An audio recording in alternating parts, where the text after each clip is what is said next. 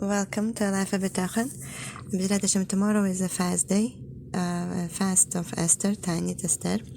Therefore, B'ezrat Hashem will learn a little bit about some laws and customs of this special day so that we can utilize it properly.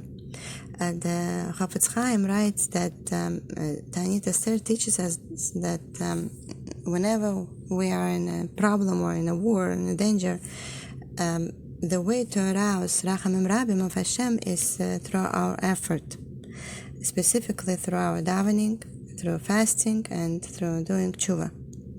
And that will help bring down the Yeshua. We also learned this from Moshe Rabbeinu. On the day of the war with Amalek, Moshe was fasting.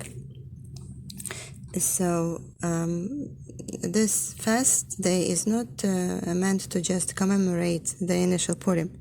It's a time for us to do tshuva.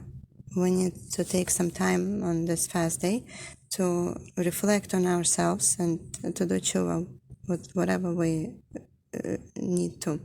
We're not far from the times of the initial Purim. We have Haman that is against us. We are in the midst of a war.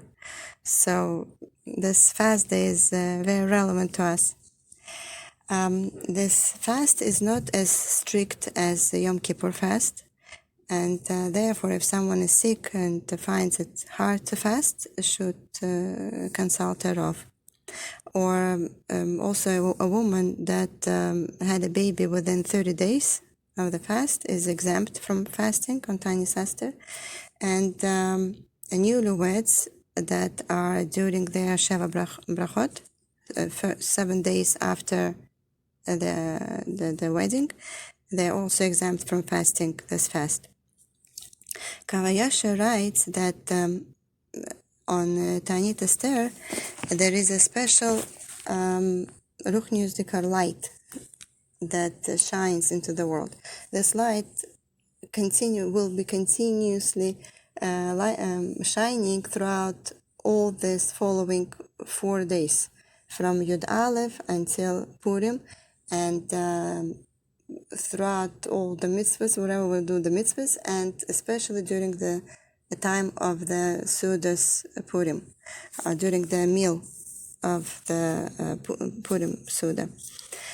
So that light is called Yesod de Abba. It's a very special energy of a light of Mordechai and Esther. And it shines into the world, and but we need, in order for us to receive it, we need to do something. It shines everywhere, unrestricted. So for us to receive it, we need to do something. It's like with sunshine, right? The sun shines unrestricted everywhere. But if one wants to get a tan or some vitamin D, he cannot receive it if he is standing under a tree in the shade. He needs to move to where the sun is shining its rays. The same concept applies to the spiritual light energy. We need to bring ourselves to it by doing something. And that something are specific mitzvahs that are connected to that period of time. And that's why Hashem gives us special mitzvahs that are associated usually with that special day, whether it's Rosh Chodesh or a special Yom Tov or Shabbos, through which we can receive that special Ruchniusdikar light that shines into the world. So in Taanit Esther, there is something that we can receive that light through, and that is by saying Kapitel 22, which is considered Esther Hamalka's Kapitel.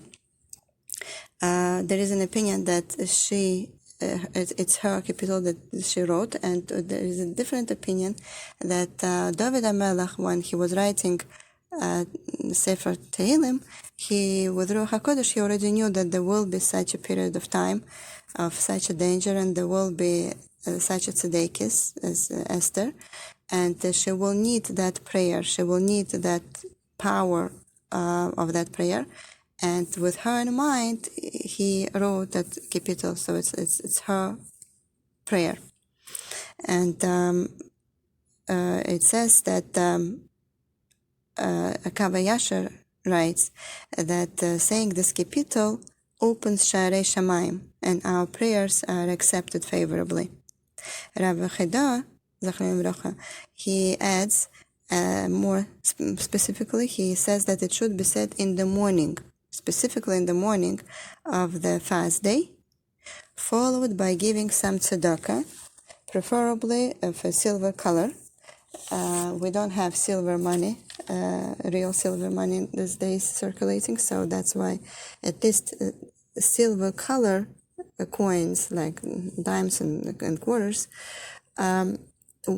which symbolizes chesed.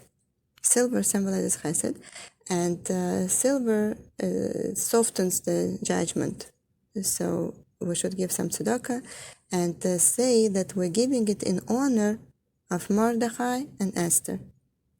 And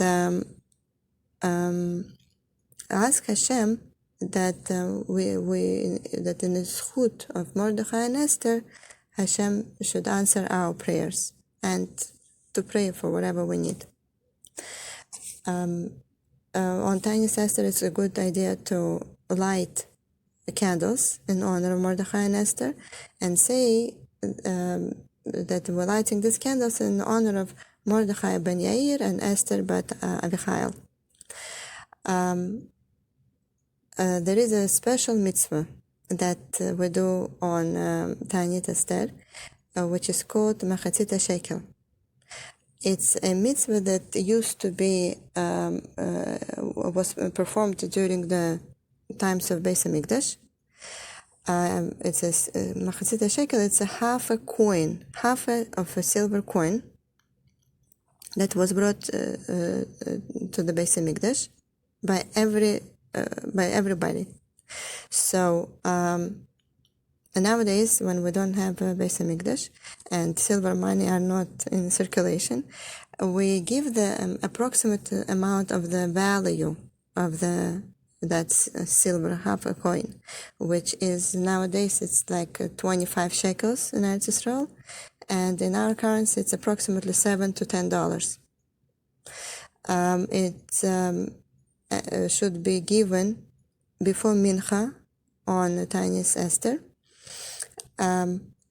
If one did not manage before Mincha, he should give it after Mincha, or if he didn't manage to do it then, he can give it before Megillah reading by night or before Megillah reading in the morning. It is customary to give 3 coins, since the word truma, which means offering, is mentioned 3 times in the beginning of Pashat Kitzisa.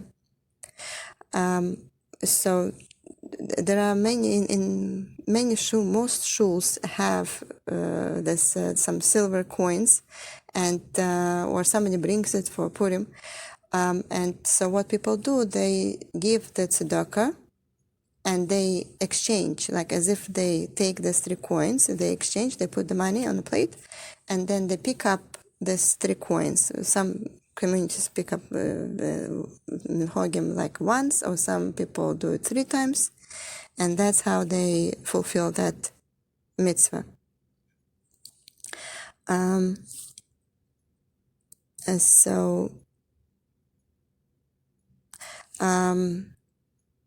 One should not use the money from Meiser money for that mitzvah. It should not be part of from Meiser.